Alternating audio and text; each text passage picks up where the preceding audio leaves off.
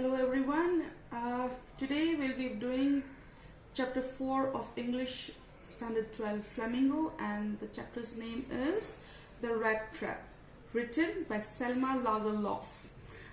Selma Lagerlöf, a Swedish poet, a Swedish author who has always through her works tried to bring out the essential belief that the goodness in human beings, which is inherent, can always be awakened through understanding and love.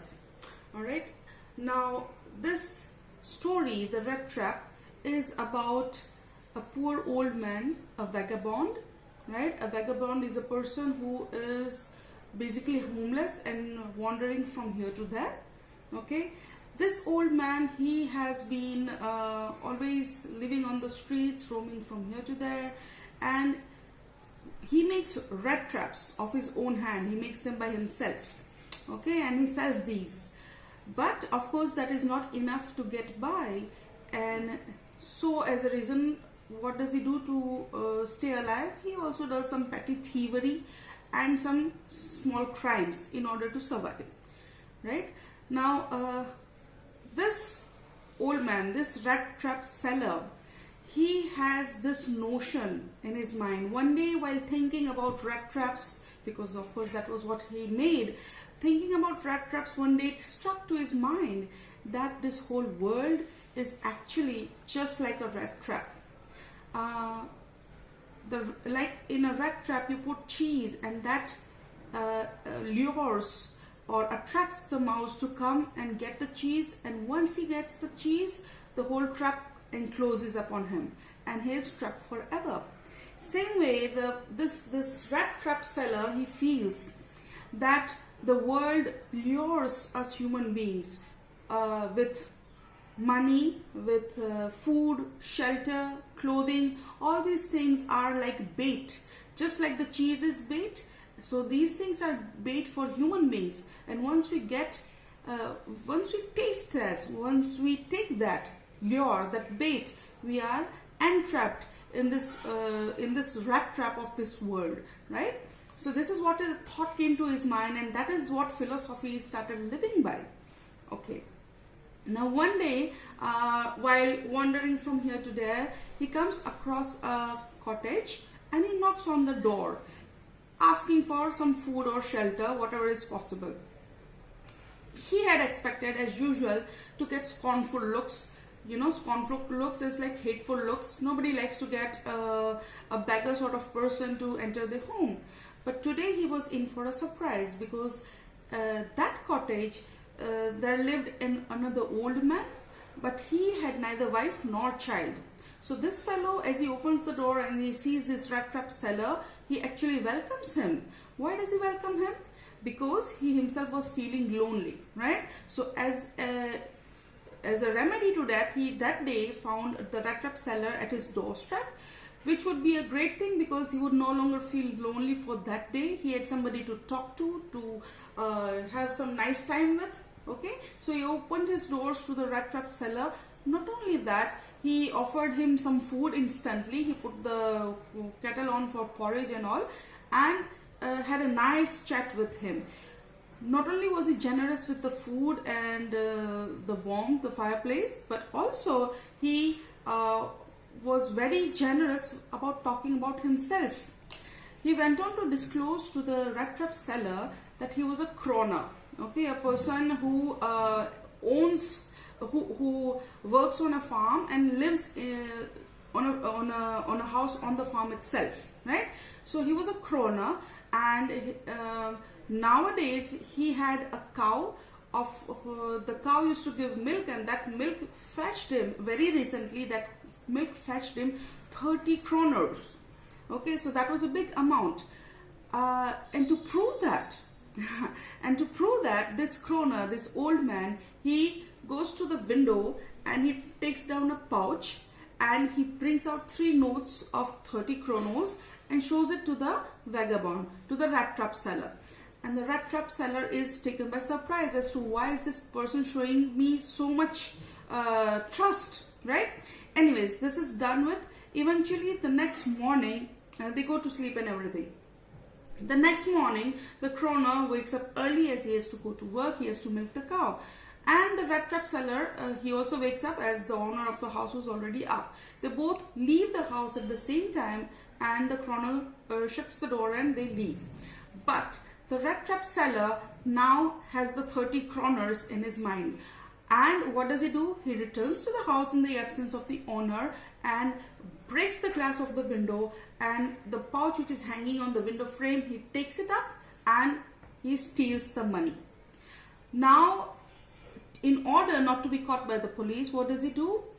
He doesn't go by the main highway that day. He takes the forest. He takes the route of the forest so that nobody would catch him. But as he walks and he walks and he walks through the forest, he realizes that he is stuck, he is trapped, he has lost his way. He doesn't know which way to go ahead. And it was a December evening and it was very, very cold. So he just lies down on the ground and thinks that he is going to die. He's at the end of his days. But soon he starts hearing a thumping sound coming from nearby. And he realized that there was an ironworks nearby, some place where they make things of iron, okay, a foundry. So he again gets up and goes in the direction of the noise, and he finds the ironworks. He gets inside as it is all warm and nice, and he just stays near the place where the iron is being melted. The iron master, the master of the ironworks, he doesn't mind, because that is something usual for him, that if any vagabond has been wandering around in the forest or in that part, they generally did come up over there. So he didn't mind that. But later on, the owner of the factory of the ironworks, he comes by. And the first thing he sees is the tall, dark figure of this vagabond, the rat trap seller, standing over there. He gives him a close look, and then he takes off the rat trap seller's hat, and he gives an expression as if he has recognized him. Right? He feels that he is an old acquaintance of him. The owner of the factory of the ironworks, he had been in a regiment in the army previously, and he felt that this person was a captain from the same regiment, somebody he used to know. But because of his disheveled look, he didn't look the same. Okay, so he calls him that by that captain's name. He addresses him as that, and he says he pleads him to come along with him for dinner. Actually, the Christmas was coming up, and he says that the factory owner, he says that he and his daughter had been wishing to spend Christmas with some other people. He wanted company. Okay, he says that who better a company than you, right? Because he was an old acquaintance, according to the factory owner.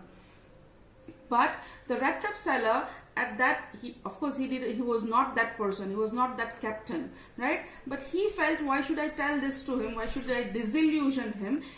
Because he felt that maybe if he thinks he knows me, he might give me some money.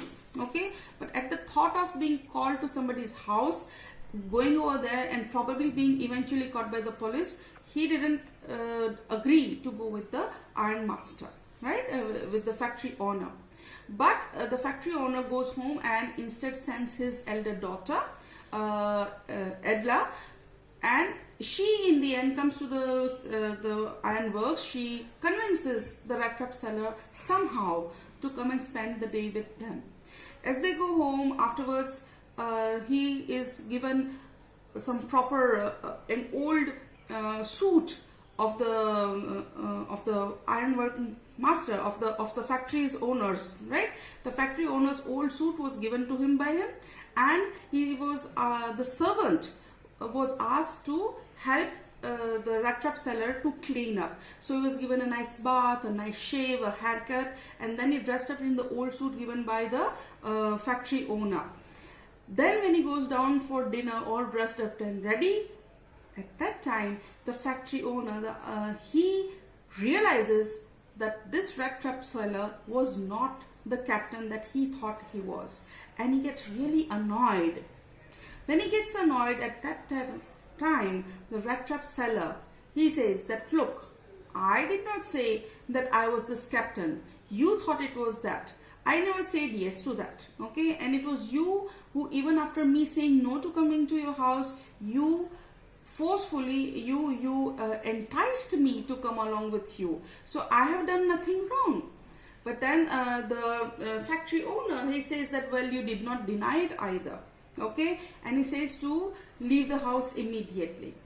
But at that time, the daughter, Edda, she explains to her father that, look, father, it is not his fault because we are the ones who have asked him to come over for a dinner and a nice Christmas party. You know, a feast on a dinners on a Christmas day is what we have invited him for. And he never lied in the first place. So I think we should go through with the whole plan. Let him stay for tonight and let him stay for Christmas day, which was the next day. And then we can let him leave. Okay. So the father, not so happy with that, but he agrees to what the daughter says. So they give him they share the meal with him. They sit at the dinner table. Nobody talks, but that's done with.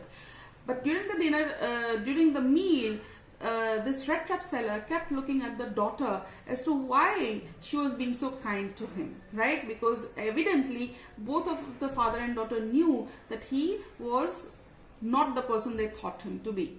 Anyways, at night they all go to sleep. In the morning again, he is called down for the breakfast. He goes over there, has a nice breakfast, without again speaking much of words, okay? As soon as he's done with his breakfast, he again goes to sleep. He sleeps through the afternoon only to wake up to again get the lunch. Again after the lunch, he goes to sleep. Again at dinner, he is woken up. He eats and again goes to sleep at night.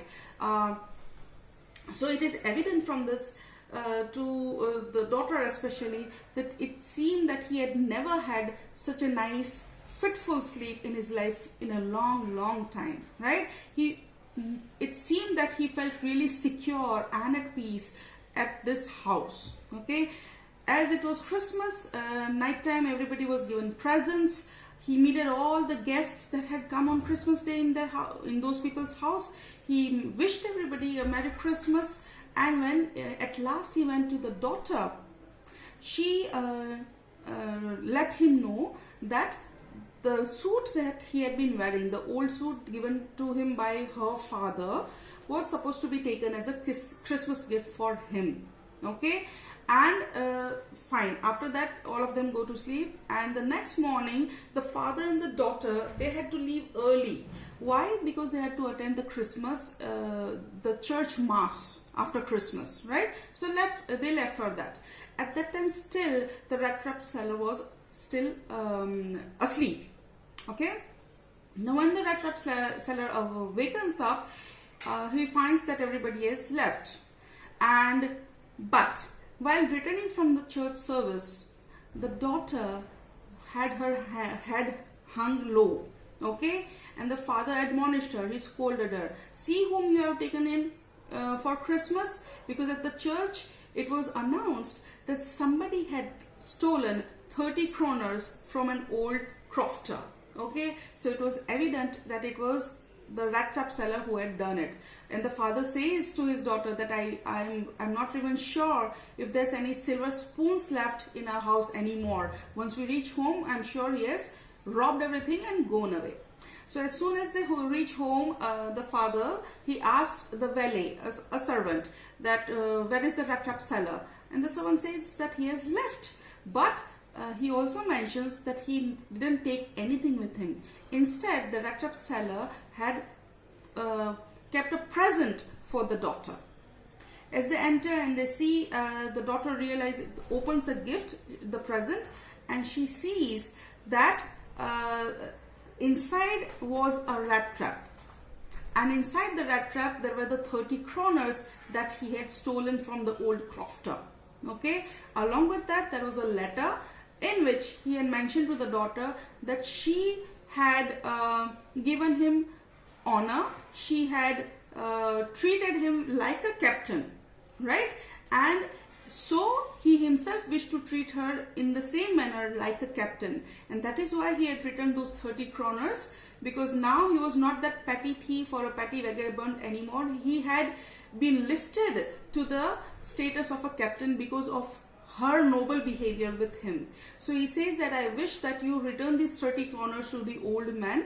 Okay, and so that's it. So he says that now I will always treat myself also like a captain, and he signs himself as captain with the status of a captain, right? So that's the end of the story, and the basic theme of the story was this itself, that if you treat people with kindness, if you are kind, if you are giving, then the goodness in a person which is inherent in people, that will definitely come out with love and understanding and kindness. I hope you enjoyed the lesson. I hope you enjoyed this chapter. Have a good day, children. Thank you.